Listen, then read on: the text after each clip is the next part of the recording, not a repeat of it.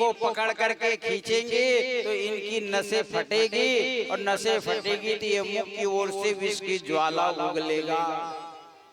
तो अमृत तो बाद में निकलेगा, पहले इन्हीं की जहर से हमें मरना पड़ेगा। तो सब के सब पुंछ की ओर खड़े हैं और मुख के भाग की ओर कोई नहीं जा रहे। तो वही भगवान आदित्य नारायण ने देवराज इंद्र को इशारा में समझाया कि देखो इंद्र, जैसे जैसे मैं कर रहा हूँ वैसे इशारा को समझ के करते जाओ, तुम सफलता मिलेगा। देवराज इंद्र की ओर देख करके भगवान इशारा किए कि मैं जैसे करूंगा वैसे करना। राक्षसों को सुना रहे हैं और देवताओं को कह रहे हैं कि देखो देवताओं, तुम लोग अच्छे ऊंचे कुल खानदान के हो, बड़े बड़े यज्ञ अनुष्ठान करने वाले हो, तुम ऊंचे कुल खानदान के हो, महर्षि कश्यप के संतान हो, और तुम्हें ये भी मालूम नहीं है कि सर्प का पुंछ भाग अशुद्ध भाग है। इधर से दीर्घ शंका लघु शंका किया करते हैं। तो तुम लोग पवित्र होकर के अशुद्ध भाग की ओर क्यों खड़े हो? तुम लोग जाओ मुख की ओर खड़े हो, मुख को पकड़ो। अब कह रहे हैं देवराज इंद्र को और सुना रहे हैं राक्षसों को। राक्षस लोग इस बात को सुन करके कहने लगे, खबरदार देवताओं, तुम ही लोग पूजा पाठ नहीं करते, हम लोग भी पूजा पाठ करते हैं। तुम ही लोग यज्ञ नहीं बल्कि हम लोग भी बड़े बड़े यज्ञ करते हैं, और तुम ही नहीं बल्कि हम भी तो कश्यप के संतान हैं, हम भी तो ऊंचे कुल के हैं। बात बिगड़ जाएगा कहीं यहाँ पर दुआ भेदी करोगे तो। तुम लोग चलो पुंछ की ओर पकड़ो और हम लोग जो है मुख की ओर पकड़ेंगे। जोश में भर करके राक्षस लोग मुख की ओर पकड़ लिए। भगवान ने इशारा किया कि देवताओं, तुम लोग पुंछ की ही ओर खड़े रहो। इशारा पा करके देवतागण पुंछ की ओर रहे और राक्षस लोग जो है मुख की ओर चले गए। दोनों में जो है जब खींचातानी आरंभ हुआ, बल लगाए अपने अपनी ओर, तो ये सर्पराज की नसें जो है चरचराने लगी। समुद्र मंथन आरंभ हुआ। तो प्यारे श्रोताओं, सबसे पहले उस समुद्र से हलाहल नामक जहर निकला। उस जहर को देख करके देवता राक्षस भयभीत होने लगे। अरे हम लोग अमृत की प्राप्ति के लिए समुद्र मंथन किए थे, लेकिन यहाँ तो जहर की नौबत आ गई। अब क्या होगा, अब क्या होगा? सब भयभीत होने लगे। तब भगवान रूप बदल करके थे वही कहने लगे कि ऐ देवताओं राक्षसों, तुम लोग चिंता मत करो, हमारे दल में एक ऐसा देवता है, वो जहर भी पी जाता है तो उसका बाल बाका नहीं होता। अब वो इस समय हमारे दल में शामिल नहीं हुए हैं, चलो उसके लोक में जाकर के ये जहर उनको दे आते हैं। तो देवता राक्षस मिल करके गए कैलाश लोक। कैलाश भगवान शंकर के लोक में पहुंचे। भगवान शंकर देवी पार्वती को राम कथा सुना रहे थे। जब राक्षस देवता जहर को लेने के लिए पहुंचे कैलाश में, तो आने की कोलाहल सुनाई दिया। तो भगवान शंकर का ध्यान कथा से विचलित हुए, क्योंकि कथावाचक का ध्यान तब तक एकाग्र रहता है जब कोलाहल नहीं होता, और कोलाहल होने से ध्यान भंग हो जाता है। तो शांत चित्त से भगवान देवादिदेव महादेव देवी पार्वती को राम कथा सुना रहे थे। आने की आहट सुनाई दिया तो उनका ध्यान भंग हुए, नेत्र खोले तो देवता राक्षसों को आते देखा। तो भगवान शंकर देवी पार्वती से पूछने लगा, कहने लगा कि ऐ देवी, तुम मेरे धर्म पत्नी हो, आज मेरे ऊपर धर्म संकट आ रहा है, मेरा प्राण संकट में फंसने वाला है। देवता राक्षस मुझे जहर पिलाने के लिए आ रहा है। मैं तुमसे सलाह लेता हूं, क्योंकि तुम मेरी धर्म पत्नी हो, जहर पीऊं कि ना पीऊं? क्योंकि शास्त्रों में बताया गया है भगवान, कोई भी काम करो तो पत्नी से सलाह जरूर ले लेना चाहिए। ईमानदारी से बताओ, नारियल चढ़ाने गए तो इनकी सलाह से गए कि मनमानी करके गए? बोलो वृंदावन बिहारी लाल की। दोनों की राजी खुशी से भागवत हो रहा है ना। बोलो वृंदावन बिहारी लाल की जय हो। क्योंकि गृहस्थ जीवन में हम कोई भी काम करें तो पत्नी से सलाह जरूर लेना चाहिए, जिससे सफलता मिलती है, कोई बाधा उत्पन्न नहीं होता। तो भगवान शंकर कहने लगे, तुम मेरी धर्म पत्नी हो, जहर पीऊं कि ना पीऊं? आज की पत्नी होती तो तुरंत मना कर देते कि पति देव चाहे संसार में कुछ भी मच जाए, हमें लेन देन नहीं है, आप सही सलामत रहो, आप जहर मत पियो। लेकिन देवी पार्वती तो जगत माता है, सारा संसार उनके संतान है, और भगवती पार्वती को मालूम है कि मेरा आराध्य पति परमेश्वर ये तो अजन्मा है, ना तो इसकी मृत्यु होती ना तो इसका जन्म होता। तत्क्षण स्वीकृति दे दिया, सहमति जता दिए कि प्राणनाथ यदि आप जहर पी लेंगे तो भी आपका कुछ बाल बाका नहीं होगा, बल्कि संसार का रक्षा हो जाएगा, मेरे बाल बच्चों की रक्षा हो जाएगी। जैसे ही सहमति मिली तो प्यारे बंधुओं माताओं करतली भूपृत्यः, भगवान शंकर अपने दोनों अंजलि को ऐसे कर लिए और देवता लोग आए, सारा जहर उनके करतल में डाल दिए। जहर पीते समय 2-4 बूंदे छिटक गया तो भगवान शंकर के आभूषण बिच्छू सर्प गले में थे, शरीर में था। सोचा कि भगवान पी रहे हैं तो कोई अच्छा ही चीज होगा, तब पी रहे हैं। जैसे ही 2-4 बूंदे छिटका तो ये बिच्छू और सर्प भी प्रसादी मान करके चाट लिए, पी लिए। तब से सर्प बिच्छू भी जहरीला हो गए। मुनिराज सुखदेव स्वामी जी महाराज कहते हैं, इस प्रकार से भगवान देवादिदेव महादेव ने उस हलाहल विष का पान किया। जरत सकल सुर वृंद गरल विषम जहि पान किया, तेन भजस मति मंद को कृपालु शंकर सरिषा। भगवान शंकर से और कौन निराला देवता है, अत्यंत जल्दी प्रसन्न होने वाला मेरे आराध्य बाबा भोले भंडारी है। प्रेम से बोल वृंदावन बिहारी लाल की जय हो।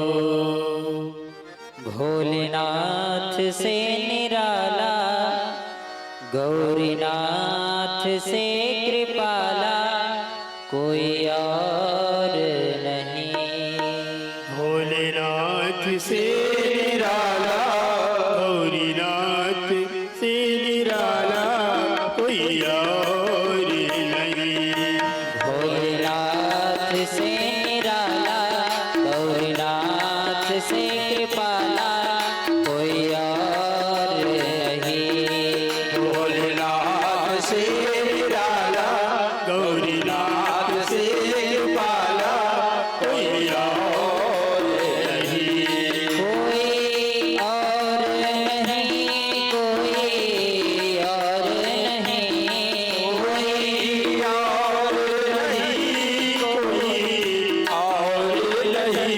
कोई और नहीं, कोई और नहीं, कोई और नहीं, कोई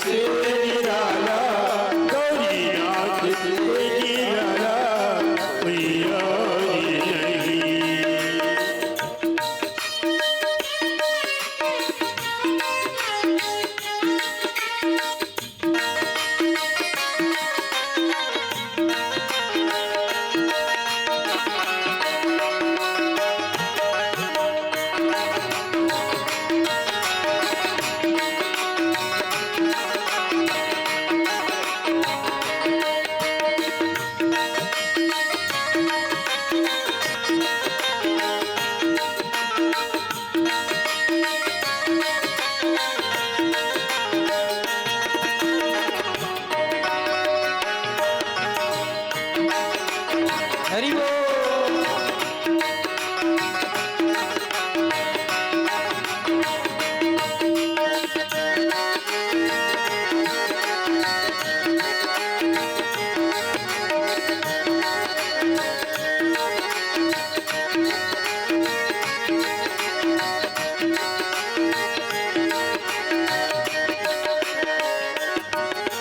काया जब जब करवट बदले पाप चमकते अगले पिछले पाप चमकते अगले पिछले, पाप चमकते अगले पिछले। काया जब जब करवट बदले पाप चमकते अगले पिछले पाप चमकते अगले पिछले, पाप चमकते अगले ऐसा ज्योत जगाने वाला कोई नहीं, ऐसा ज्योत जगाने वाला कोई नहीं, ऐसा ज्योत जलाने वाला कोई नहीं, ऐसा ज्योत जलाने वाला कोई नहीं। भोलेनाथ से निराला, जय हो। भोलेनाथ से निराला कोई और नहीं। भोलेनाथ से निराला, भोलेनाथ से निराला, कोई और नहीं। कोई और नहीं, कोई और नहीं, कोई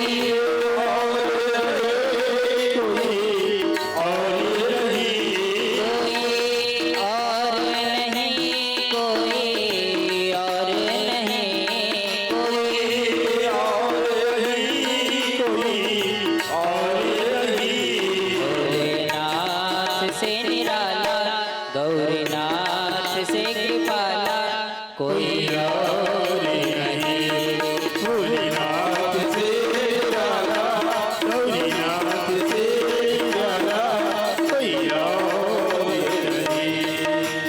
देखिए, भोले बाबा से बढ़कर के कोई निराला और कृपाला है कोई नहीं है, क्योंकि सबसे जल्दी प्रसन्न होने वाले भगवान जो हैं वह भोले बाबा। कैसे? अन्य देवताओं के लिए तो कितना श्रृंगार कराना पड़ता है, कितना भोग लगाना पड़ता है, तब जाकर के प्रसन्न होते हैं। लेकिन हमारे भोले भगवान एक लोटा जल और सारी समस्याओं का प्रेम से बोले राधे राधे। कहने का मतलब यह है कि भोले बाबा को आप एक लोटा जल चढ़ा दोगे तो भोले बाबा प्रसन्न हो जाते हैं। इतने सरल हैं, इनके समान कोई दूसरा नहीं है। इसीलिए कहना पड़ेगा क्या? ओम नमः शिवाय, ओम नमः शिवाय, ओम नमः शिवाय, ओम नमः शिवाय, ओम नमः शिवाय, ओम नमः शिवाय, ओम नमः शिवाय, ओम नमः शिवाय। नमः शिवाय, ओम नमः शिवाय, ओम नमः शिवाय, ओम नमः शिवाय, ओम नमः शिवाय, ओम नमः शिवाय, ओम नमः शिवाय, ओम नमः शिवाय। ओम नमः शिवाय, ओम नमः शिवाय, ओम नमः शिवाय, ओम नमः शिवाय, ओम नमः शिवाय, ओम नमः शिवाय, ओम नमः शिवाय, ओम नमः शिवाय। दोनों हाथ उठाओ और कह जाओ क्या? ओम नमः शिवाय, ओम नमः शिवाय, ओम नमः शिवाय, ओम नमः शिवाय। नमः शिवाय, ओम नमः शिवाय, ओम नमः शिवाय, ओम नमः शिवाय। सब लोग बोलेंगे। ये तो मंत्र सबको याद होगा ना? सबको याद है कि नहीं है?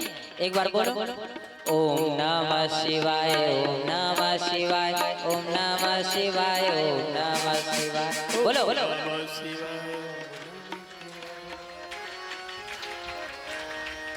क्या बात है।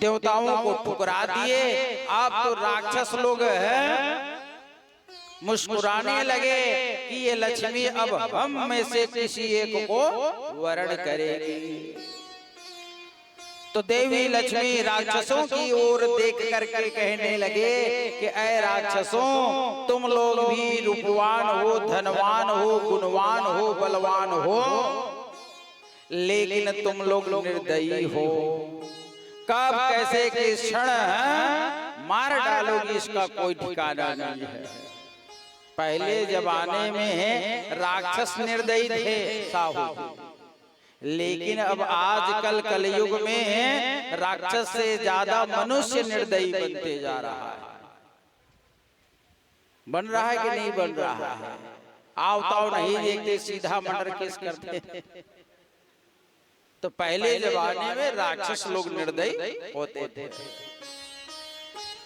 देवी लक्ष्मी कहने लगे कि तुम लोग निर्दयी हो, अब मैं निर्दयी का जो है वर्ण नहीं करूंगी।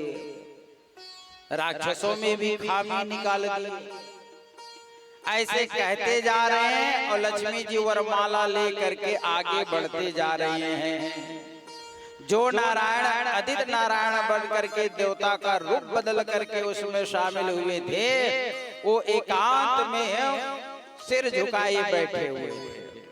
लक्ष्मी महारानी चलते चलते उन्हीं को ढूंढते ढूंढते आगे बढ़ी और नारायण को देखते ही उसी के गले में वरमाला डाल दिए। बोलो लक्ष्मी नारायण भगवान की जय हो।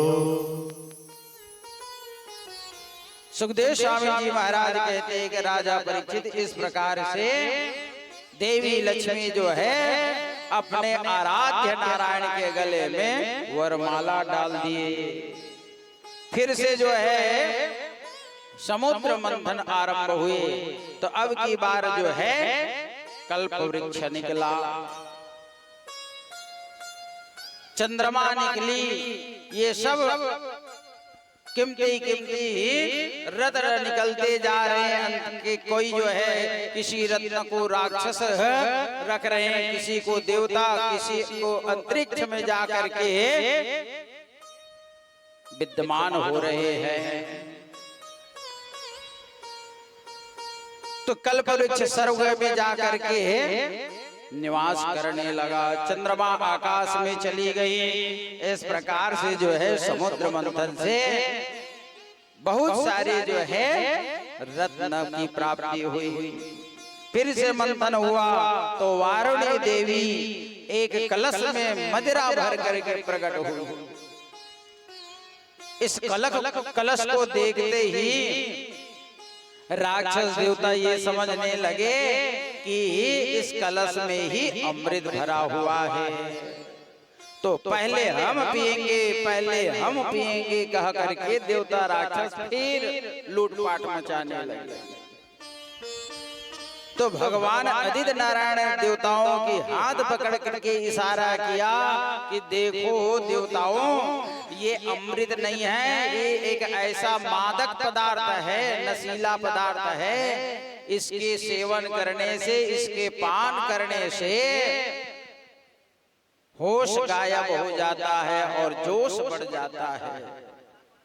इसके चक्कर में तुम मत फंसो। भगवान के इशारा करने पर देवता लोग पीछे रह गए और राक्षस लोग आगे बढ़ गए और अमृत समझ करके सारा मदिरा को पान कर गए। जब मदिरा का पान किए राक्षस लोग तो नशा चढ़ा, और नशा चढ़ने से फिर इन लोगों को पता नहीं चला कि क्या क्या निकला और देवता लोग क्या क्या रख लिए। होश गायब हो गया, केवल जोश बस था। अंत तो गत्वा प्यारे श्रोताओं, और फिर अंतिम में धन्वंतरी देवी अमृत का कलश लेकर के प्रकट हुई। जैसे ही धन्वंतरी देवी अमृत की कलश लेकर के प्रकट हुए तो देवता लोग झट से उस कलश को लेकर के पीने के लिए आगे बढ़े। तो राक्षस लोग लूटने लगे कि हम भी पिएंगे, हम भी पिएंगे। तो एक देवता कलश को लेकर के आकाश में उड़ गए। तो पीछे पीछे राक्षस लोग छीना झपटी करने लगे, कहने लगे कि ये तुम हमसे धोखा कर रहे हो। संधि का प्रस्ताव रखते समय कहे हो कि संभाव से समान रूप से बांट करके पिएंगे। तो आकाश मार्ग में देवता राक्षस उस अमृत की कलश को छीना झपटी करने लगे, जिससे उस कलश से अमृत की बूंद जमीन पर छलक गया, टपक गया। और जहां जहां पर बूंदे टपकी वहां वहां आज भी कुंभ का मेला लगता है। श्रीमद् भागवत महापुराण में बताया गया है कि 4 जगह देवता राक्षसों ने छीना झपटी करके उस अमृत के कलश से अमृत को जमीन पर छलकाया, टपकाया। वो स्थान है हरिद्वार, नासिक, उज्जैन और तीर्थराज, प्रयाग। और इन चारों जगह हर 12 वर्ष में कुंभ का मेला लगा करते हैं। कुंभ स्नान की भी बहुत बड़ी महिमा बताई गई है शास्त्रकारों द्वारा। जो नर नारी कुंभ का स्नान करता है तो भारतवर्ष में जितने भी पवित्र नदियां हैं, जितने भी तीर्थ हैं, उन तीर्थों का दर्शन और पवित्र नदियों का स्नान करने का पुण्य कुंभ स्नान से मिल जाता है। इसलिए कुंभ स्नान अवश्य में करना चाहिए। अंततो गत्वा भगवान मन में विचार करने लगे कि ये लोग ना तो पिएंगे और ना ही किसी को पीने देंगे, सारा अमृत बर्बाद कर डालेंगे, छलका डालेंगे। तो चलो मैं देवताओं का कार्य संवारूं, ऐसा विचार करके अखिल भुवन नायक अकारण करुणा वर्णालय श्याम सुंदर भगवान मोहन, वही मोहन जो है मोहनी का रूप बना करके सुंदर नवयुवती कन्या का रूप धारण करके जहां पर राक्षस देवता जो है लड़ाई लड़ रहे थे, छीना झपटी कर रहे थे अमृत पीने के लिए, कुछ दूरी पर भगवान श्रृंगार से श्रृंगारित हो करके मोहन से मोहनी बन गई। प्रेम से बोल वृंदावन बिहारी लाल की जय। जादू भरी कजरारी तेरी अखियां, जादू भरी कजरारी तेरी अखियां, मैं वारे जावा रे तेरी प्यारी प्यारी अखियां, मैं वारी जावा रे तेरी प्यारी प्यारी अखियां, मैं वारे जावा रे तेरी प्यारी प्यारी अखियां, मैं वारी जावा रे तेरी प्यारी प्यारी अखियां। जादू भरी कजरारी तेरी अखियां, जादू भरी कजरारी तेरी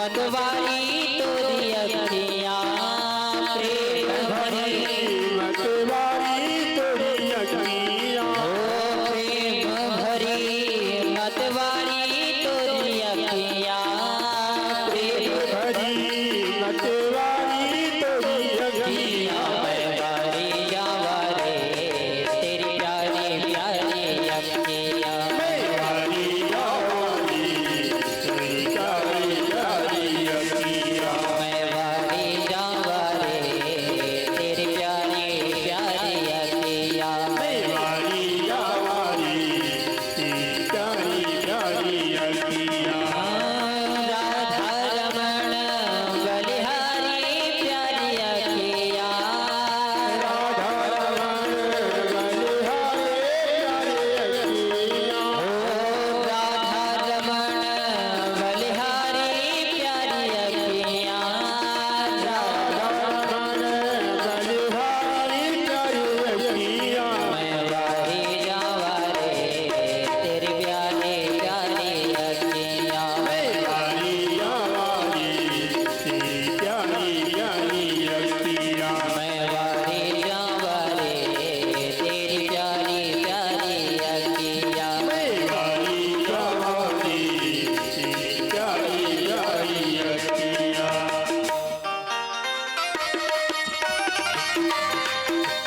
जय हो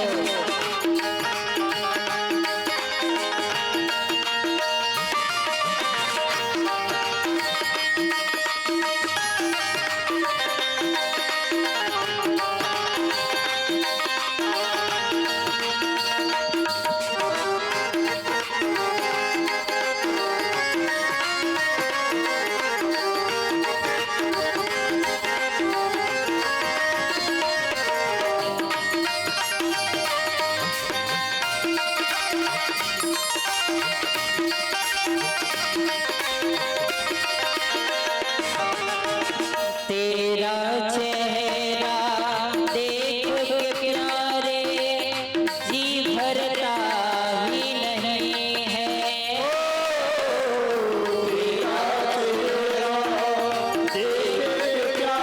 जी भरता नहीं कोई पागल कह दे मुझको इसकी परवाह नहीं है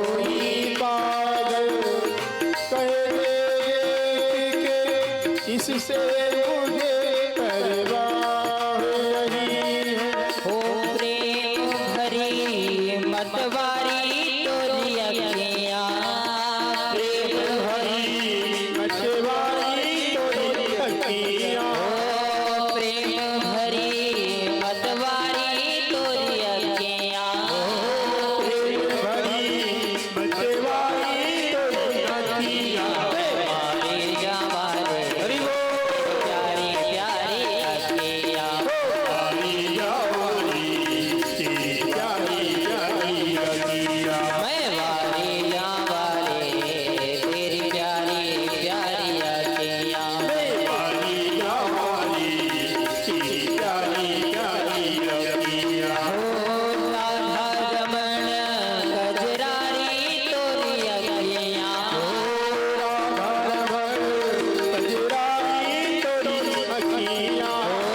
बांके बिहारी गजरारी तोरी अखियाँ बांके वारी जावा रे तेरी प्यारी प्यारी अखियाँ वारी जावा रे मैं वारी जावा रे तेरी प्यारी प्यारी अखियाँ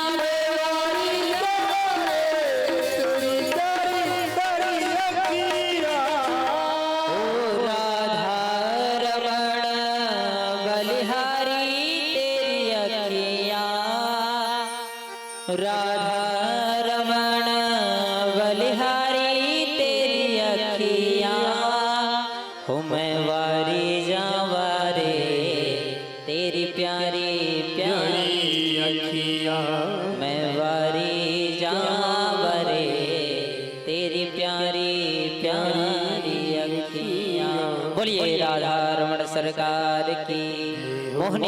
भगवान की। श्रीमद् भागवत महापुराण की। जैसे ही भगवान मोहिनी का रूप धारण किए, अब मोहिनी का रूप धारण करके नवयुवती कन्या बन करके अपने हाथों में गेंद लिए हुए, एक हाथ से दूसरे हाथ में, दूसरे हाथ से पहले हाथ में लेते हुए गेंद को उछालते हुए आ पहुंचे जहां देवता राक्षस अमृत पान करने के लिए एक दूसरे से छीना झपटी कर रहे थे। अचानक देवताओं का नजर पड़ा उस मोहिनी भगवान पर। देवता लोग कहने लगे कि ऐ देवी, तुम कौन हो, कहाँ के रहने वाली हो, कहाँ जा रही हो। मोहिनी भगवान कहने लगे कि ऐ राक्षसों, ना मेरे रहने का ठिकाना है, ना मेरे जाने का ठिकाना है। अब मेरा नाम पूछते हो तो मेरा नाम का भी कोई ठिकाना नहीं है। मेरा तो जो लोग जैसा मुझे पुकार लेते हैं मैं उसी नाम से बन जाता हूँ। ना तो मेरा रहने का ठिकाना और ना ही मेरे माता पिता का ठिकाना। राक्षस लोग मन में विचार करने लगे,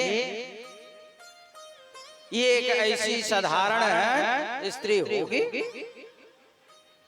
राक्षस लोग कहने लगे कि देवी, इन मौके पर आई हो, कोई बात नहीं, हम आपस में इस अमृत पीने के लिए लड़ झगड़ रहे हैं। ये लो अमृत, तुम थोड़ा देर रुक करके हम दोनों दलों को समान रूप से अमृत का बंटवारा कर दो, पिला दो। ऐसे कहते हुए देवता राक्षस मिलकर के अमृत का कलश मोहिनी भगवान को दे दिए। मोहिनी के हाथ में जैसे ही कलश आया तो भगवान मोहिनी जुक्ति निकालने लगे, अपने आप पर विश्वास जताने के लिए कहने लगे, कथम कश्यप दायदाह कुंचल्या मयि संगता विश्वासं पंडितो जातो कामनी सुनयाति। ऐ महर्षि कश्यप के संतानों, जो पंडित लोग होते हैं वो कुंचल्या स्त्री से, मंचली पुंचली स्त्री के ऊपर विश्वास नहीं करते, क्योंकि स्त्री जाति कब कैसे के क्षण धोखा दे देगी इसका कोई ठिकाना नहीं रहता, क्योंकि ये स्वभाव से ही चंचल स्वभाव के होते हैं।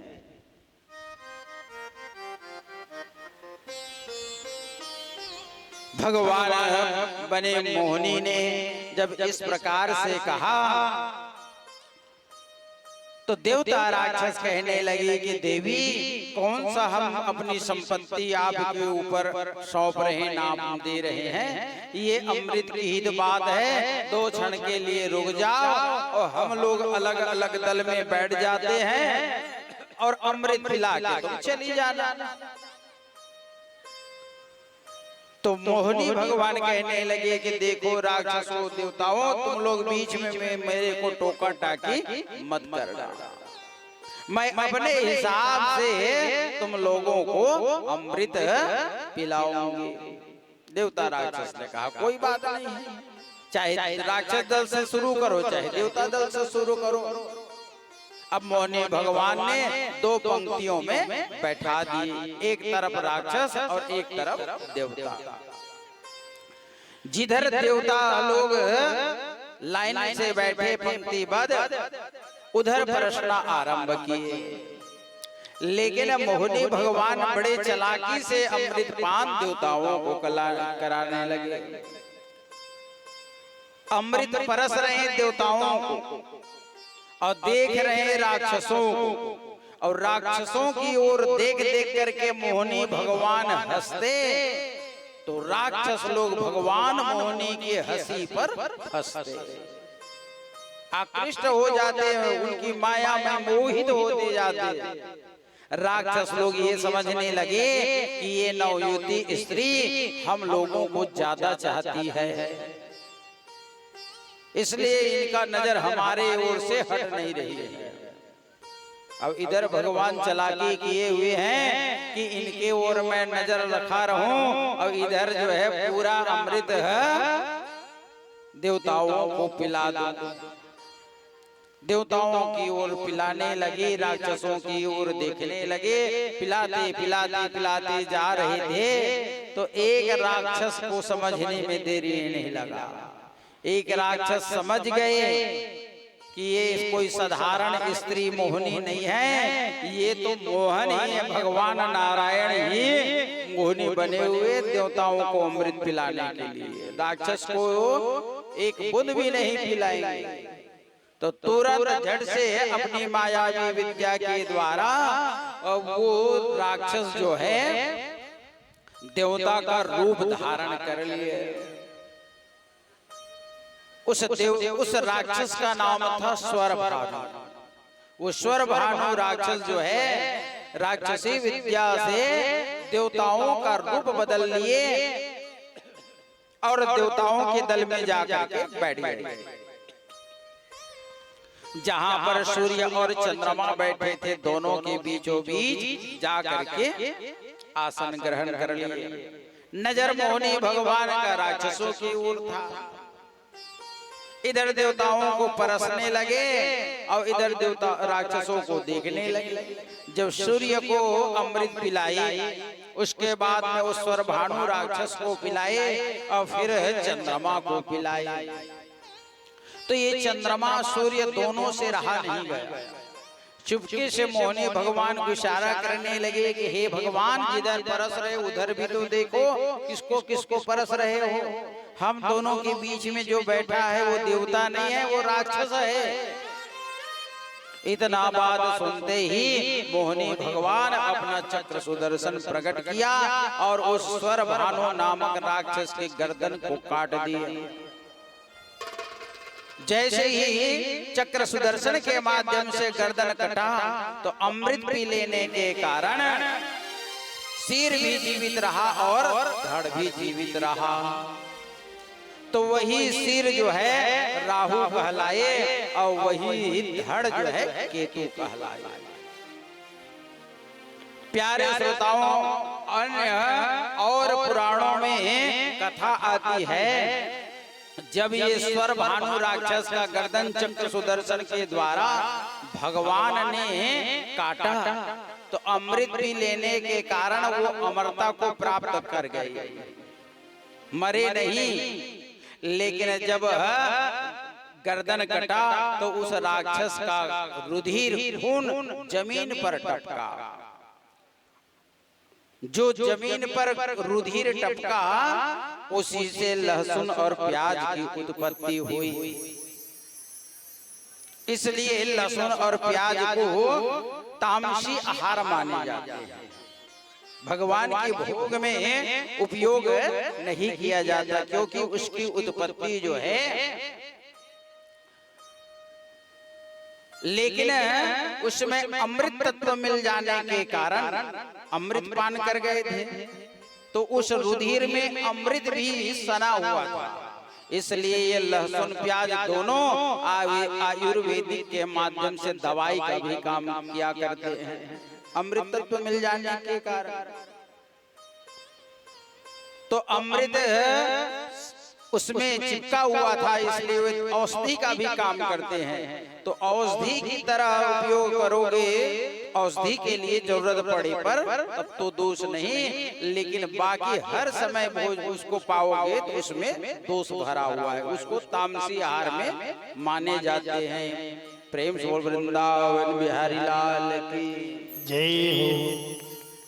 मुनिराज सुखदेव स्वामी जी महाराज कहते हैं, जैसे ही राक्षसों को पता चला कि सारा अमृत मोहिनी भगवान छल कपट करके देवताओं को पिला दिए तो घमासान देवासुर संग्राम छिड़े और जब युद्ध होने लगा तो अमृत पी लेने के कारण हिष्ट पुष्ट हो गए, अजर अमर हो गए देवतागण।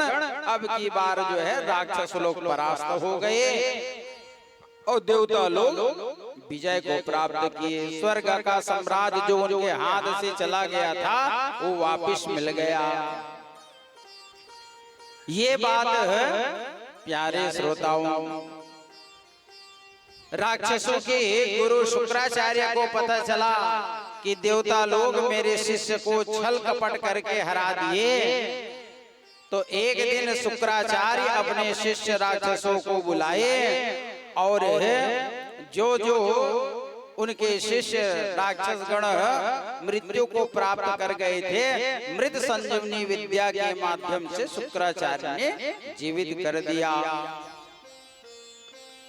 इस प्रकार इस समुद्र मंथन प्रसंग पर भगवान मोहिनी का अवतार हुए और उसी के अंदर में जो है कच्छप अवतार भी शामिल हुआ। प्रेम से बोल वृंदावन बिहारी लाल की जय हो, भक्तवत्सल भगवान की जय हो। जय जय राधा रमण हरि बोल। जय जय राधा रमण हरि बोल। जय जय राधा रमण हरि बोल। जय जय राधा रमण हरि बोल।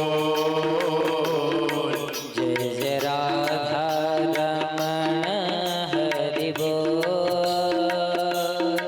जय जय राधा रमण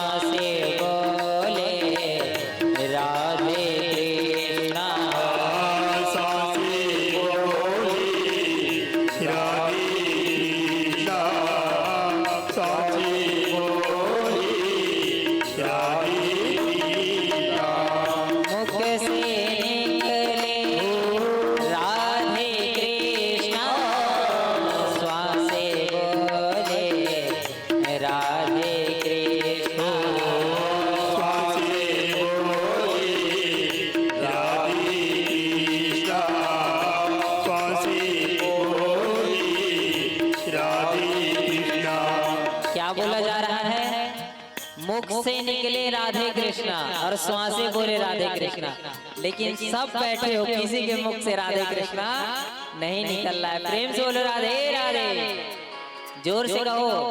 मुख से निकले राधे कृष्णा, श्वास से बोले राधे कृष्णा, श्वास से बोले राधे कृष्णा, श्वास से बोले राधे कृष्णा। जय राधा श्री राधा, जय जय राधा, श्री राधा, जय जय राधा रमण हरि बोल, हरि बोल, जय जय राधा रमण हरि बोल, हरि बोल, जय राधा रमण हरि बोल, जय राधा रमण हरि बोल, जय जय राधा रमण हरि बोल, हरि बोल, जय जय राधा रमण हरि बोल, श्री राधा रमण हरि बोल, जय राधा रमण हरि बोल, हरि बोल हरि बोल हरि बोल,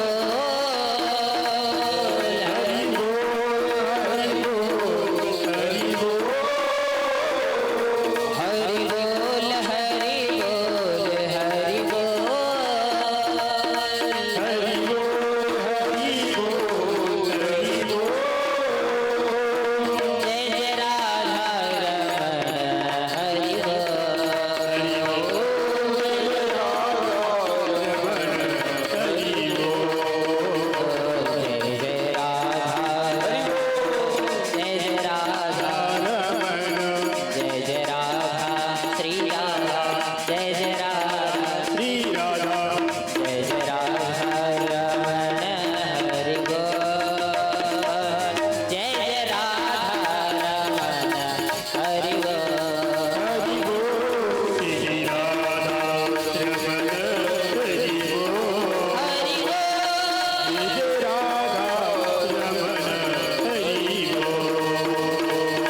जय राधा रमण हरि बोल, जय जय राधा रमण हरि बोल, जय जय राधा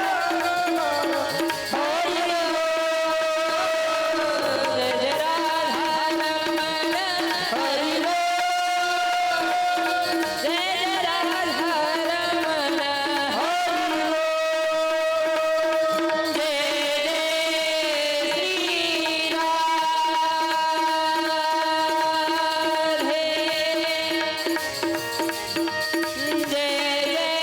बोल,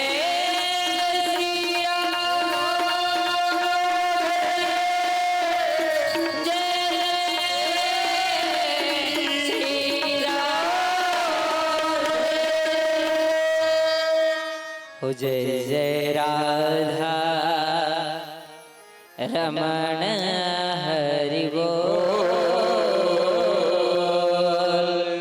जय जय राधा रमण हरि बोल, बोले राधा रमण सरकार की, जय हो, बोले वृंदावन बिहारी लाल की, जय हो, श्रीमद्भागवत महापुराण की जय हो, मुनिराज सुखदेव स्वामी जी महाराज कहते हैं कि ऐ राजा परीक्षित, राक्षसों के गुरु शुक्राचार्य ने मृत संजीवनी विद्या के माध्यम से मरे हुए राक्षसों को जीवित किए और अपने तप बल के द्वारा उनको हिष्ट पुष्ट किए। राक्षस लोग फिर यज्ञ आरंभ किए, यज्ञ से शक्ति प्राप्त करके, रथ प्राप्त करके, उसी रथ पर सवार होकर के फिर से जो है स्वर्ग पर चढ़ाई किया। अब के बार फिर से देवता लोग राक्षसों से हार गए। ये स्वर्ग का राज्य कभी देवता के अधिकार में आ जाते, कभी राक्षस के कब्जे में आ जाते। अब राक्षस लोग फिर से स्वर्ग का राज्य करने लगे। देवतागण दर दर के भटका खाने लगे। अपने पुत्रों को भटकते हुए देख करके देव माता अदिति जो है अधीर हो गई, रोने लगी। सुखदेव स्वामी जी महाराज कहते हैं, एवं पुत्रेषु नष्टेषु देव माता सती दधा हते त्रिविष्टपे दैत्ये पर्यत्याघनाथवत।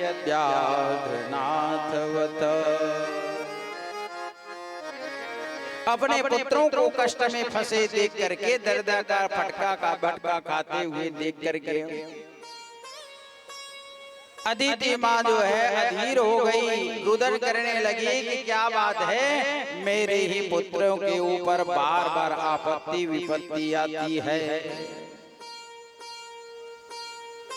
रोती शक्ति देव माता अदिति अपने पति परमेश्वर कश्यप के पास पहुंच करके प्रणाम करके निवेदन करने लगी कि प्राणनाथ पति देव, मेरे ही पुत्र के ऊपर बार बार आपत्ति विपत्ति क्यों आती है? मैं उनकी दुख दर्द सह नहीं पा रही हूँ, देख नहीं पा रही हूँ। कृपा करके कोई उपाय हो तो बताओ, जिस उपाय के माध्यम से मेरे पुत्र का कष्ट का निवृत्ति हो जाए। देव माता अदिति को अधीर जान करके महर्षि कश्यप कहने लगे कि देवी चिंता मत करो, एक उपाय है मेरे पास। उस उपाय को तुम करोगी तो अवश्य में तुम्हारे पुत्रों का दुख शीघ्रता पूर्वक दूर हो जाएगा। अदिति पूछने लगी कि प्राणनाथ कौन सा उपाय है, कौन सा साधन है जिसको करने से दूर हो जाएगा? तो कश्यप ऋषि कहने लगे कि एक व्रत बता रहा हूं मैं, उस व्रत को तुम करोगी तो तुमको सुंदर एक पुत्र की प्राप्ति होगी, और वही पुत्र जो है तुम्हारे पुत्र देवताओं की दुख को दूर करेगा। तो संतान प्राप्ति की एक व्रत बता रहा हूं। माताएं आप लोग ध्यान से सुनना, जिस माताओं की विवाह हुए 8 साल 10 साल हो गए, 15 साल हो गए, संतान नहीं होते, भागवत जी में आया ही ये व्रत को कर लेती है तो अवश्य में वो संतान की प्राप्ति होती है। लेकिन थोड़ा सा नियम कठिन है, लेकिन ये मंत्र, ये उपाय, ये व्रत सच्चा है, जरूर इससे संतान की प्राप्ति होती है। आप लोग है बैगा भटरी डॉक्टर के चक्कर में लाखों खपा देते हैं, सफलता नहीं मिलती। भागवत जी में आया है एक व्रत है उपवास, इस उपवास को करने से संतान की प्राप्ति होती है।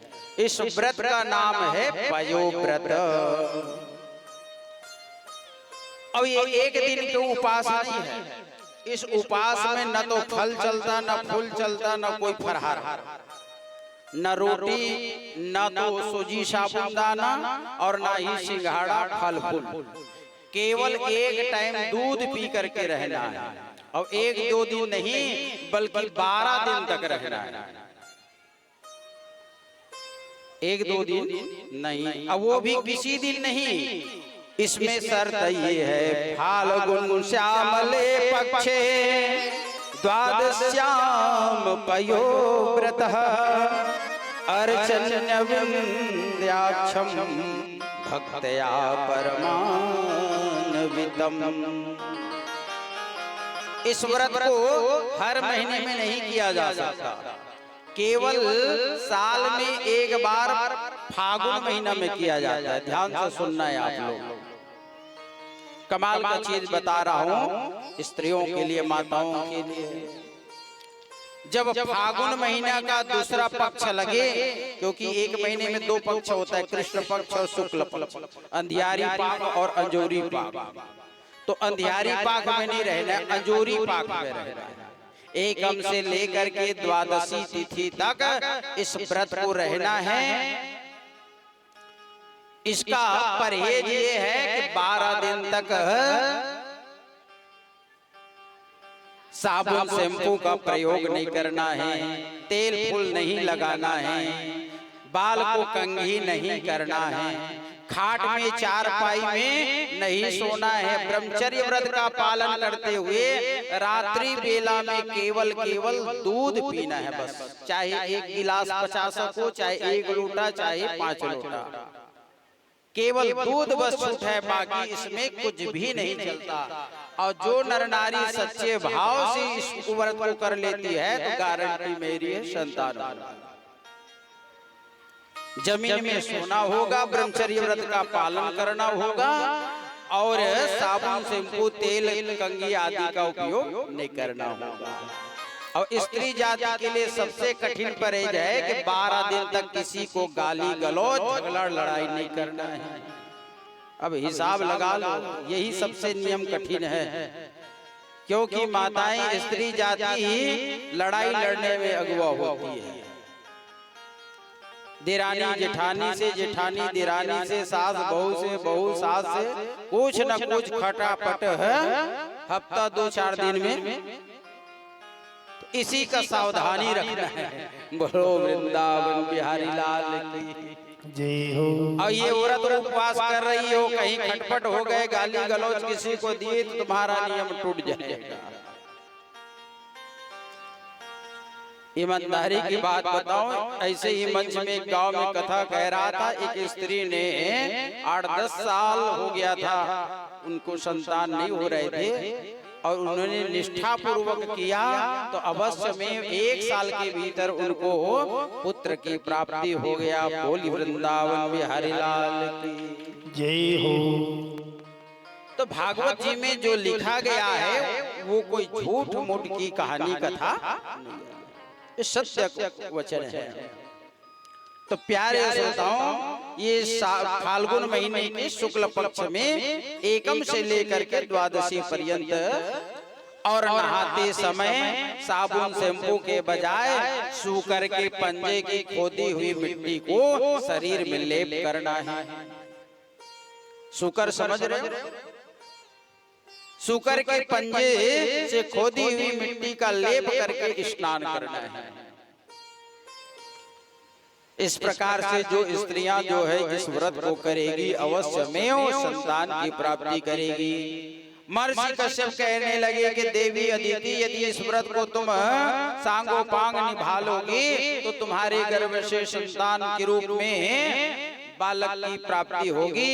वही बालक जो है तुम्हारे पुत्र की कष्ट को जो है दूर करेंगे। अब देव माता अदिति जो है निश्चय कर लिया कि मैं प्राण की बाजी लगा करके अपने पुत्रों की कष्ट निवृत्ति के लिए व्रत रखूंगी।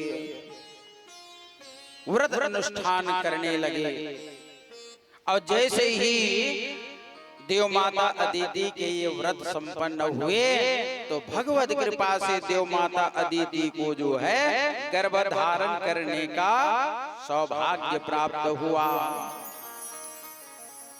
अदिति के गर्भ से जो है तेज छिटकने लगे, प्रकाश निकलने लगे, क्योंकि उसके गर्भ में कोई साधारण बालक नहीं, असंख्य ब्रह्मांड नायक अकारण करुणा वरुणालय भगवान ही वामन भगवान बनने का निश्चय करके अदिति का जो है गर्भ का आश्रय लिया। प्रेम से बोल भक्तवत्सल भगवान की जय हो। तो मुनिराज सुखदेव स्वामी जी महाराज कहते हैं, जादीन ते हरि गर्भैया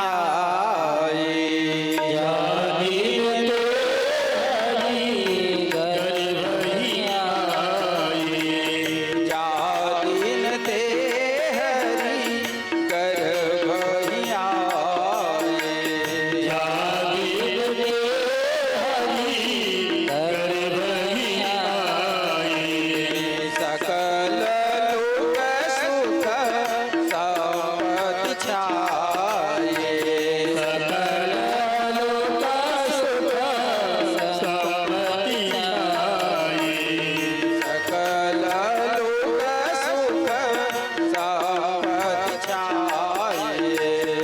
सकल लोक सुख संपत्ति छाई। भगवान ने निश्चय किया कि मैं देवताओं की दुख को दूर करूंगा। तो देव माता अदिति का जैसे ही व्रत संपन्न हुए, भगवान ने उनको गर्भ का आश्रय दिला दिया। 1 माह 2 माह व्यतीत होते होते जैसे 9 माह व्यतीत हुए, तो भगवान जो है अदिति के गर्भ से प्रकट होने का निश्चय किया। तो जोग लगन ग्रह बार रिधि सकल भय अनुकूल, चर अर अचर हर्ष जुत बामन जन्म सुखमूल। द्वादश्याम सविता तिष्ठ मध्य दीन गतो नृपः, विजया नाम सा प्रोक्ता यस्याम जन्म विदुर हरे। मुनिराज सुखदेव स्वामी जी महाराज कहते हैं कि राजा परीक्षित, इस प्रकार से देव माता अदिति का पयोव्रत संपन्न हुए, तो भगवान उनके गर्भ से बालक बनने का निश्चय किया। और भाद्रपद के शुक्ल पक्ष की द्वादशी तिथि को, जिस तिथि को वामन द्वादशी के नाम से आज भी जाना जाता है।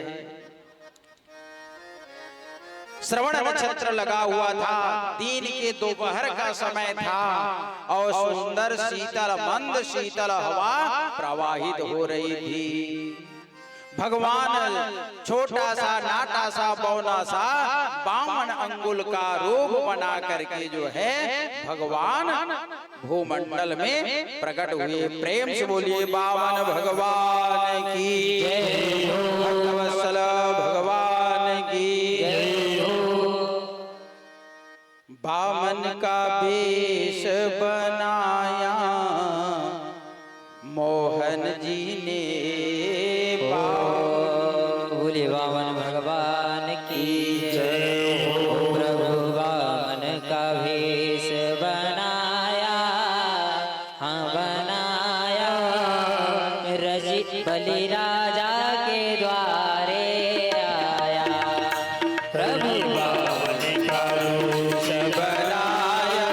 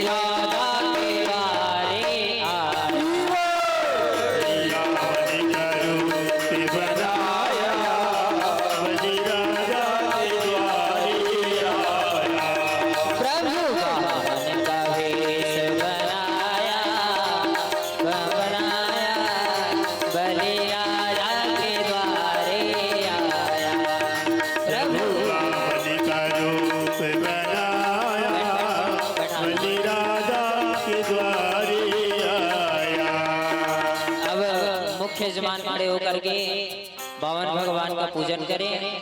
बावन भगवान का पूजन करके संकल्प करें और संकल्प करने के बाद फिर हम सभी सुंदर भजनों का आनंद भी लेंगे। तब तक बावन भगवान सब लोग अपने अपने स्थान पर बैठे रहेंगे। सबके पास बावन भगवान आएंगे। पहले पूजन कर लें, उसके बाद बावन भगवान का सबके पास आएंगे।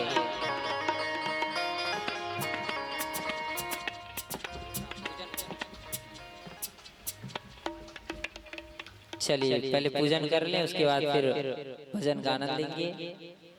बोलिए बावन भगवान की जय हो। शुद्ध जल से बावन भगवान को स्नान कराएं।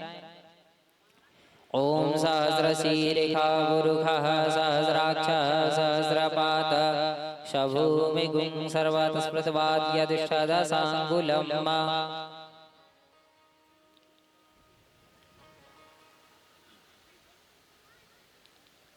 शुद्ध जल से स्नान करा करके बावन भगवान को चंदन मंदन को गुलाल लगाएं।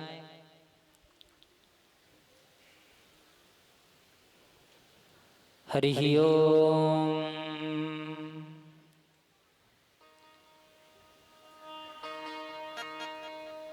कस्तूरी तिलकम ललाट पटले वक्षस्थले कौस्तुभः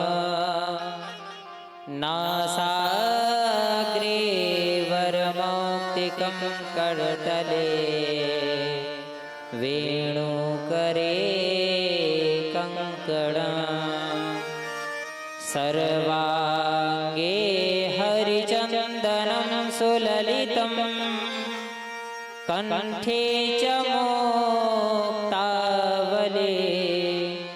गोपस्त्री परिवेष्टितो विजयते गोपाल चूड़ामणि अस्ते स्वस्तरुणी कराग्रविगल कल्पप्रसूनाप्लुता अस्तु प्रसुत वेणुनादलहरे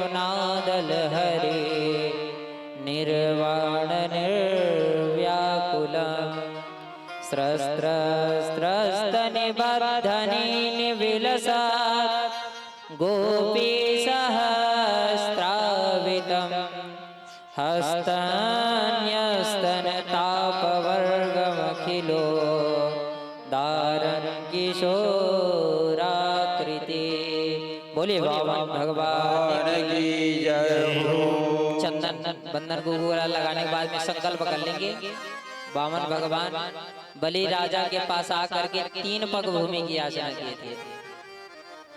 अब मुख्य यजमान आप कितना पग भूमि बावन भगवान को भेंट समर्पित करेंगे उसका संकल्प कर लेंगे।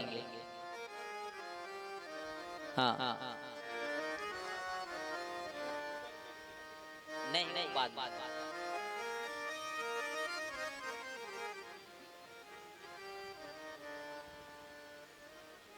चलिए 3 बार हरि हरि का उच्चारण कर लें। हरि हरि हरि विष्णुर् विष्णु विष्णु श्रीमद्भगवतो महापुरुषस्य विष्णुराजया प्रवर्तमानस्य अद्य श्रीब्रह्मणोऽहनि द्वितीयवरार्धे विष्णुपदेशेद्वाराः कल्पे वैवस्वन्मन्वन्तरे अष्टाविंशतितमे कलियुगे कलिप्रथम चरणे भूर्लोके जम्बूद्वीपे भरतखण्डे भारतवर्षे आर्यावर्तैकदेशान्तर्गते छत्तीसगढ़ राज्यान्तर्गते बेमेतरा जिलान्तर्गते वैशाखग्रामे मासोत्तमे मासे आश्विन मासे कृष्ण पक्षाद्य षष्ठम्या महापुण्यद शुभ नक्षत्रे शुभ योगे शुभ करणे शुभराज चंद्रे शुभराज सूर्य शुभराज देवराज गुरु ग्रह सत्संग विशेष विशिष्टायाम गोत्र नाम का उच्चारण ले लीजिए और उससे दिवंगत का नाम और गोत्र को उच्चारण कर लेंगे। मेरे साथ कहिए अहम श्रुति स्मृति पुराणोक्त फल प्राप्त्यर्थम श्रीमद् भागवत महापुराण अंतर्गत वामन चरित्र में जिस प्रकार से बलि राजा ने वामन भगवान को 3 पग भूमि का दान किए थे, तो उसी प्रकार आज भूमि के दान का संकल्प किया जाता है। ऐसा नहीं है कि खेत पूरा दान कर दे, जितना आपका सक्षम हो सके है नहीं भूमि। चलिए बोलिए अहम, बोलिए अहम संकल्प करिष्ये। उनकी बाल्टी में डाल दो,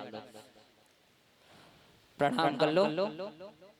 ओम जाग्रतो दूरम उदयति दैवं तस्यत दैवैति दूरं गमं ज्योतिकां ज्योतिरेकं तन्मे मनः शिव संकल्पमस्तु संकल्प सिद्धिरस्तु। बोलिए बाबा भगवान की जय हो।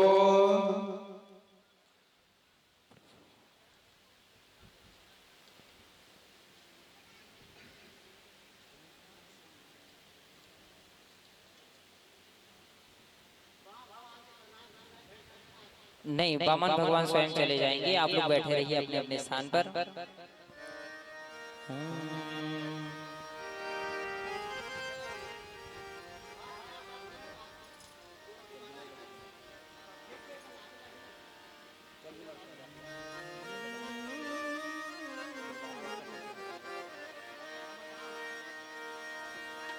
तेरे द्वार खड़ा भगवान, भगत भर दे रे झोली, भगत भर दे रे झोली।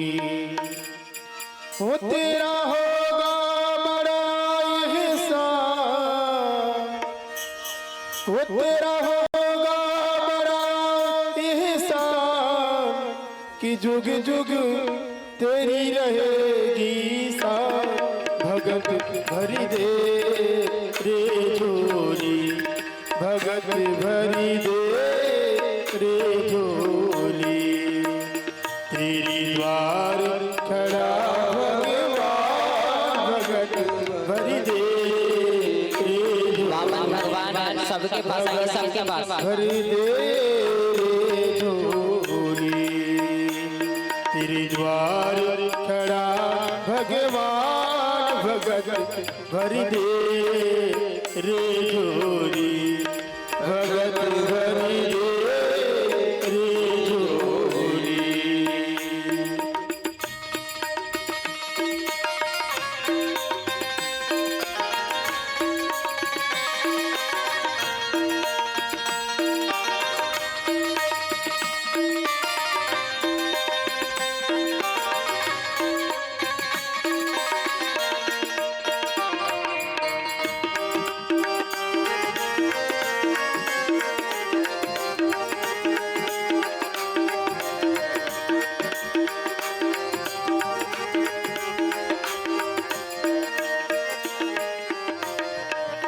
डोले उठे है सारी धरती देख रे, डोला गगन है सारा हो।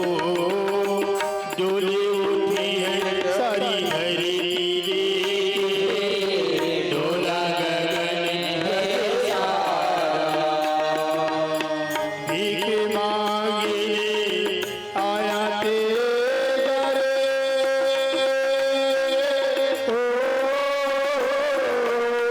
भीख मांगे आया तेरे, जगत का पालन आया रे, जगत का पालनहार। मैं आज तेरा मेहमान, मैं आज तेरा मेहमान, कर ले मुझसे जरा पहचान। भगत भर दे रे झोली, भगत भर दे रे झोली। तेरी द्वार खड़ा भगवान, भगत भर दे रे झोली, भगत भर दे झोली।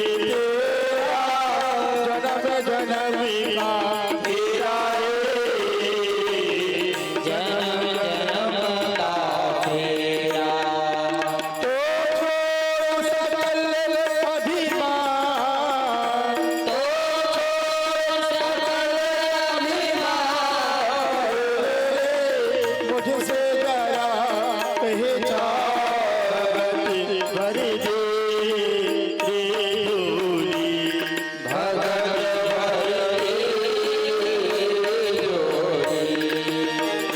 तेरी द्वारिका भगवान भगत भरी दे तेरी जोड़ी भगत भरी दे जोड़ी तेरी द्वारिका भगवान भगत भरी दे रे जोड़ी भगत भरी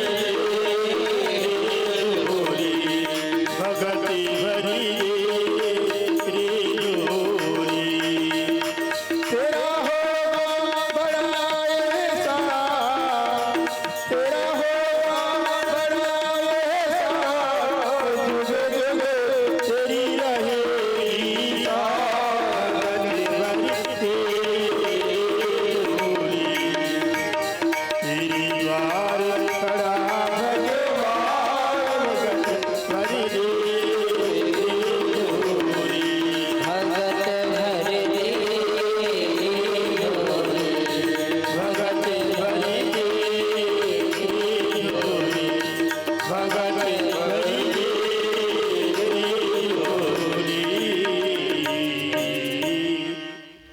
प्रेम से बोले भक्तवत्सल भगवान की जय हो वामन भगवान की।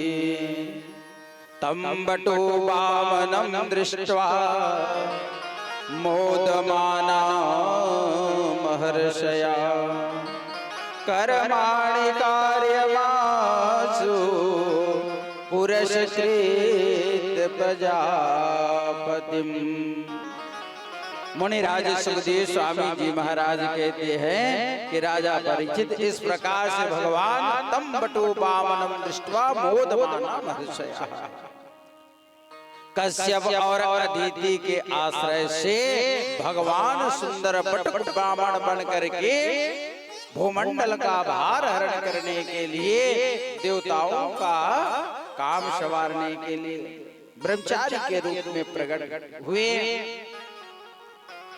उनकी ऐसी सुंदरता को देख करके कश्यप और अदिति दोनों ने सुंदर उनकी सुंदर दिव्य आरती पूजा की। उनकी सुंदरता को देख करके आकाश के देवता गण भी प्रसन्न हुए और बटुक ब्रह्मचारी बने भगवान के ऊपर पुष्पों की वर्षा किए हैं। जब भगवान बटुक ब्रह्मचारी वामन भगवान का जात कर्म संस्कार होने लगे, यज्ञोपवीत संस्कार होने लगे, तो सुंदर जो है गायत्री का उपदेश देवगुरु बृहस्पति ने किया, यज्ञोपवीत पहनाए, देवताओं ने छत्र धारण कराया, ब्रह्मा जी जो है कमंडल धारण कराए। कमंडलम वेद गर्भ कुशा सप्तर सयोदुः अक्षमाला महाराज सरस्वत्याम व्यात्मनः। वेद गर्भ ब्रह्मा जी ने कमंडल धारण कराई, सप्तर्षियों ने कुशा धारण कराया, पृथ्वी ने मृगचर्म धारण कराई और सरस्वती ने रुद्राक्ष की माला पहनाई, कुबेर भिक्षा का पात्र पकड़ाए और सर्वप्रथम जगदम्बा भगवती पार्वती उमा ने और उसके भिक्षा पात्र में कुछ द्रव्य दान के रूप में प्रदान किए हैं। इस प्रकार से सांगोपांग इस बटुक बने भगवान वामन का जात कर्म संस्कार यज्ञोपवीत संस्कार संपन्न हुआ। तो मुनिराज सुखदेव स्वामी जी महाराज बताने लगे कि देखो राजन, जब ब्राह्मण बालक का जात कर्म संस्कार होता है, यज्ञोपवीत उपनयन संस्कार जब होता है, तो कुछ घर भिक्षा मंगवाते हैं, तो भगवान बने बामन कहने लगे, देखो पिताजी, पूज्य माता जी, अब मेरा उपनयन संस्कार यज्ञ उपविध संस्कार संपन्न हो गया। अब मैं भिक्षा मांगने के लिए सीधा राजा बलि के यहाँ जाऊंगा और वहां 3 पग भूमि मांग करके त्रैलोक की संपत्ति में है देवताओं को सौंप दूंगा, क्योंकि अभी तीनों लोग के स्वामी राजा बलि बने बैठे हैं। ऐसा समझाए और बटुक ब्रह्मचारी बने भगवान वामन जो है आगे राजा बलि की ओर, बलि के राज्य की ओर प्रस्थान किए। सुखदेव स्वामी जी महाराज कहते हैं कि राजा बलि अपनी धर्म पत्नी विंध्यावली के साथ संवि यज्ञ करने के लिए शुभारंभ करने वाले शुक्राचार्य की अध्यक्षता में राजा बलि 100 यज्ञ करने का संकल्प लिया था, क्योंकि जब देवता लोग धोखा दिए, अमृत पिलाने से वंचित किए, तो शुक्राचार्य निश्चय कर लिए कि मैं अब अपने शिष्य को हमेशा के लिए इंद्र पद प्रदान करूंगा। और इंद्र वही बनता है जो अपने हाथों से 100 यज्ञ संपन्न करता है। तो 99 यज्ञ संपन्न हो गए थे, 100वें यज्ञ शुभारंभ होने वाले थे। उसी समय ये वामन बने भगवान का पदार्पण हुआ। राजा बलि ब्राह्मण देवता को आए देख करके उठकर खड़े हुए और उठकर सम्मान करने लगे। स्वागतम ते नमस्तुभ्यम ब्रह्मण कीम करवामते ब्रह्मर्षीणाम तपसाख्यात मन्ये तवार्य वपुर्धरम। राजा बलि उस ब्राह्मण कुमार वामन बने भगवान को देख करके प्रणाम किए, नमस्कार किए। स्वागतम ते नमस्तुभ्यम ब्रह्मण कीम करवामते। हे ब्राह्मण देवता, आप इन मौके पर आए हैं, आज मेरा यज्ञ सफल हो गया आपके दर्शन मात्र से ही। आज धन्य मैं धन्ययति सब विधि यद्यपि सब विधिहीन निज जन जान राम मोहि आपन दर्शन दीन है। प्रेम से बोल वृंदावन बिहारी लाल की जय हो।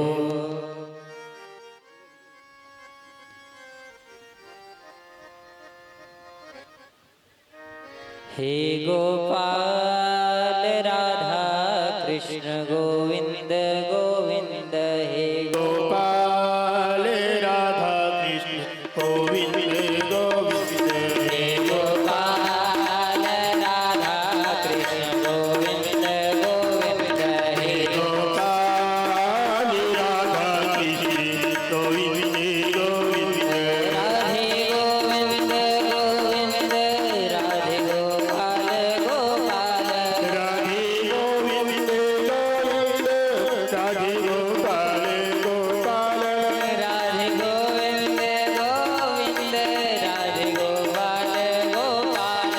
राधे गोविंद गोविंद राधे गोपाल गोपाल। हे नंदलाल राधा कृष्ण गोविंद गोविंद। हे गोपाल राधा कृष्ण गोविंद गोविंद। नंदलाल राधा कृष्ण गोविंद गोविंद। हे गोपाल राधा कृष्ण गोविंद गोविंद। प्रेम से बोल भक्तवत्सल भगवान की जय। जय हो। बहुत बहुत साधुवाद आशीर्वाद। संजारी नवागांव से आई हुई ये दोनों दंपत्ति वामन प्रसंग पर एक श्रीफल के साथ 501 रुपया भगवत चरणों में समर्पित किए। भगवान इनकी समस्त मनोकामना को पूर्ण करे और इनके परिवार में दिन दुगुना रात चौगुना सुख शांति की वर्धन हो। प्रेम से बोल वृंदावन बिहारी लाल की जय हो, भक्तवत्सल भगवान की जय हो। स्वागतम ते नमस्तुभ्यं ब्रह्म किं करवाम ते ब्रह्मर्षीणाम तपः साक्षात् मन्ये तवार्य वपुर्धरम्। राजा बलि अपने धर्म पत्नी विंध्यावली के साथ बामन भगवान का स्वागत किए। कहने लगे, नाथ आप इन मौके पर पधारे हैं, मैं आपकी क्या सेवा करूं? जो आप कहोगे मैं वही सेवा आपके लिए करूंगा। जिस कारण से आपका आगमन हुआ नाथ मुझे कहिए। कहूं सो करतन लावूं बारा, आपका आदेश मुझे शिरोधार्य रहेगा, मैं अवश्य में आपका आज्ञा का पालन करूंगा। हे नाथ, अभी त्रैलोक की संपत्ति मेरे अधीन में है, आप जैसा आदेश करेंगे मैं वैसा करूंगा। अभी मेरे द्वारा मुँह मांगा दान दिया जा रहा है। आप जो भी दान मांगेंगे, अन्न दान, भूमि दान, स्वर्ण दान, मैं सब कुछ जो है आपके चरणों में न्यौछावर कर दूंगा। क्योंकि आप जैसे महात्माओं के आगमन से मेरा ये जीवन धन्य हो गया, मेरा यज्ञशाला पवित्र हो गया। राजा बलि कहने लगे, यदि यद वटो वांछसी तत्प्रतीक्ष में तवारथिनम विप्रसुतानुतर कहेम गाकांचनम गुणवद धाम अमृष्टम तथा अन्नपेय युतवा विप्रकन्याम ग्रामान सुमृदित रागान गजानवा रस्थास्थात् प्रतीक्षा।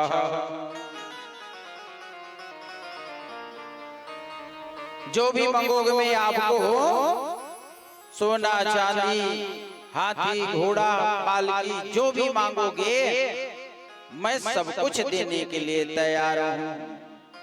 जब इस प्रकार से राजा बलि भगवान बने बामन को कहने लगे, तो भगवान बामन कहने लगे कि देखो राजन, आपके कुल खानदान के बारे में मुझे अच्छी तरह से मालूम है। मैं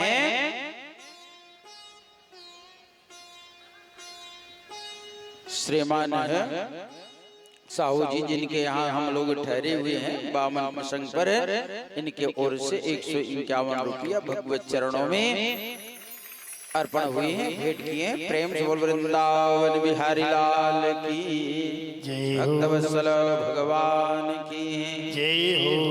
मुनिराज सुखदेव स्वामी जी महाराज कहते हैं, बटुक बने ब्रह्मचारी भगवान कहने लगे कि राजन, आपके कुल खानदान हमेशा दो वस्तु के लिए आगे है।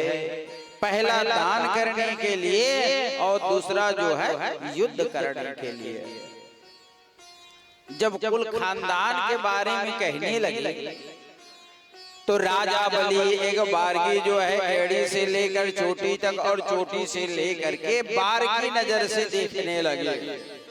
भगवान बामन मन ही मन मुस्कुराने लगे कि कहीं ये मुझे जान लेगा कि ये साधारण ब्राह्मण बालक नहीं बल्कि ये तो भगवान है, तो मुझे दान नहीं देंगे।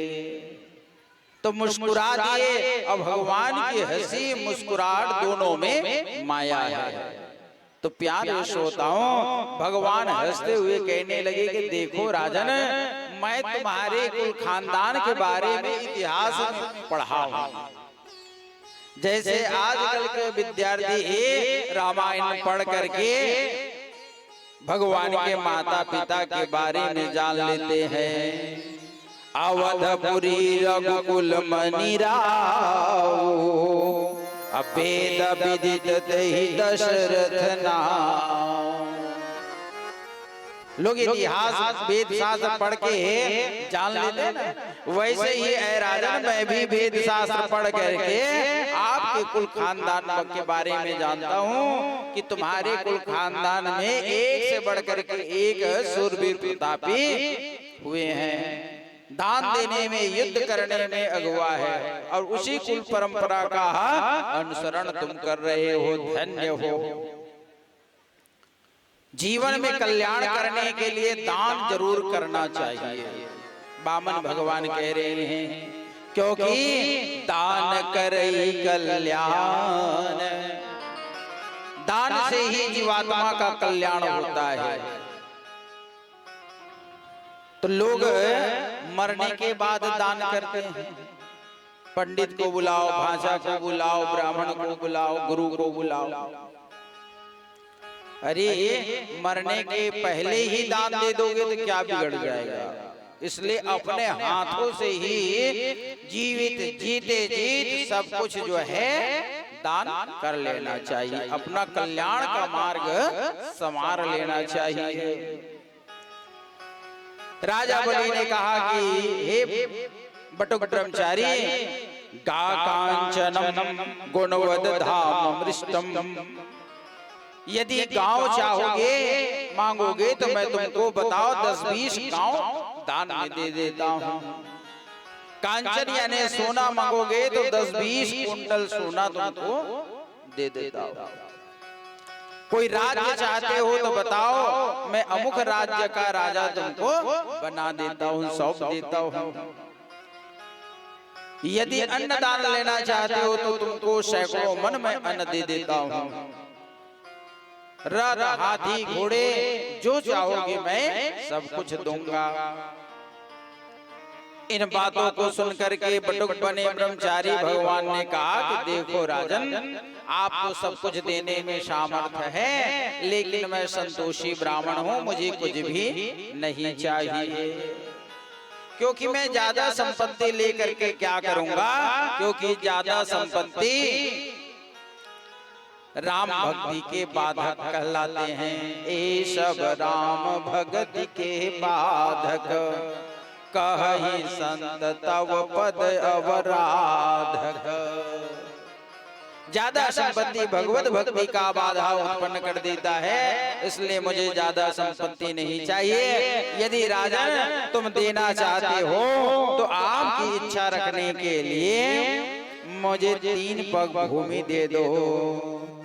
तस्माद त्वतो महिष्मदः विष्णेहं वर्षद्भाद, पादानि तृण दैत्येन्द्र समितानि पदां मम। आपकी संतुष्टि के लिए मैं केवल 3 पग भूमि मांगता हूँ, मुझे आप 3 पग भूमि दे देवे। राजा बलि हंसने लगे, नाथ मैं तो 3 गांव देने के लिए कह रहा हूँ, 3 राज्य देने के लिए कह रहा हूँ। वामन भगवान कहे कि मुझे ज्यादा संपत्ति नहीं चाहिए। अंततो गत्वा राजा बलि ने स्वीकार किया, चलो कोई बात नहीं, आपकी संतुष्टि मेरी संतुष्टि है। तो ब्राह्मण कुमार बने हुए भगवान वामन ने कहा कि मैं ऐसे ही दान में नहीं लूंगा, संकल्पित दान लूंगा, संकल्प पहले करो। तो राजा बलि दान देने के लिए संकल्प लेने लगे। उसी समय शुक्राचार्य जी आए और आकर के समझाने लगे, ऐ राजा बलि तुम इसको नहीं जानते हो, ये कोई साधारण ब्राह्मण कुमार नहीं है। ऐसा वै रोचेन साक्षात् भगवान विष्णु रव्ययः, कश्यप अदितिर्जातो देवानां कार्य साधका। ये देवताओं का कार्य साधने के लिए कश्यप अदिति के आश्रय से ये वामन बना हुआ है, लेकिन ये कोई साधारण वामन नहीं, विष्णु रव्ययः, ये हरि भगवान नारायण विष्णु ही है। इतना बात सुनते ही राजा बलि गदगद हो गए। सारे संसार के दाता सबको देने वाले भगवान मेरे यहाँ आज याचक बन करके आए हैं और सबको देने वाले को मैं दे रहा हूँ। आज मुझसे बड़ा सौभाग्यशाली और कोई दूसरा नहीं है। तो प्यारे श्रोताओं माताओं, इस प्रकार से राजा बलि गदगद हुए। कहा कि नाथ आप संकल्प करिए। सप्तर्षियों ने कुशा पकड़ाया था, वही कुशा जो है उनके हाथों पर रखे, कुछ द्रव्य रखवाए हाथ में, क्योंकि बिना द्रव्य का संकल्प पूर्ण नहीं होता। संकल्प पढ़ने लगे, इधर कमंडल में जो जल था वो जल डालने लगे। ओम विष्णु विष्णु विष्णु आदि मंत्र पढ़ने लगे। इतने में शुक्राचार्य सोचा कि चलो मैं इनको शास्त्रार्थ करके हरा दूंगा, वापस भेज दूंगा, संकल्प अधूरा माने जाएगी। ऐसा सोच करके कमंडल से जो जल निकल रहा था उसी कमंडल की टोटी पे जा करके सूक्ष्म रूप से शुक्राचार्य बैठ गए और आंख लगा करके देखने लगे। अंततो गत्वा प्यारे श्रोताओं, ये शुक्राचार्य की एक आंख को भगवान ने उषा के माध्यम से फोड़ दिया और वहां से शुक्राचार्य भाग खड़े हुए और भगवान जो है 3 पग में त्रैलोक की संपत्ति को, धरती आकाश पाताल को नाप लिए और राजा बलि को अपना जो है दास के रूप में समर्पण किए, सूतल लोक का राज्य दिया। और इस प्रकार से भगवान वामन बन करके पृथ्वी की भार उतारने के लिए और देवताओं का राज वापस देने के लिए अवतार लेकर के संपन्न किए। वामन अवतार के बाद भगवान राम का अवतार आता है। भगवान राम धरती का भार उतारने के लिए राजा दशरथ मैया कौशल्या के यहाँ 4 अंश से प्रकट हुए। विप्रधेनु सुर संदहित लीन मनुज अवतार, निज इच्छा निर्मित तनु माया गुण गोपाल। भगवान राम राजाधिराज महाराज दशरथ माता कौशल्या के गर्भ से भगवान राम का प्रादुर्भाव हुआ, कैकेयी के गर्भ से भैया भरत का प्रादुर्भाव हुआ और सुमित्रा के गर्भ से शत्रुघ्न लक्ष्मण चारों भाइयों का जो है सुंदर प्रादुर्भाव हुए। कुछ दिन के बाद में सुंदर दिव्य नामकरण की बारी आई। गुरुदेव वशिष्ठ के द्वारा चारों भाइयों का नामकरण संस्कार हुए। गुरु अर्थे तक्तराज्यो व्यचदनुवनम पद्म पदभ्याम प्रियाया, पाणि स्पर्श छमभ्याम मृद पद रुजो यो हरिद्रानुजाभ्याम, वैरूप्या सुरपणख्या प्रिय विरह रुषारोपित बुद्धिभ्रे, तृप्त बद्ध से तुखल दौदहन कौशलेन्द्रो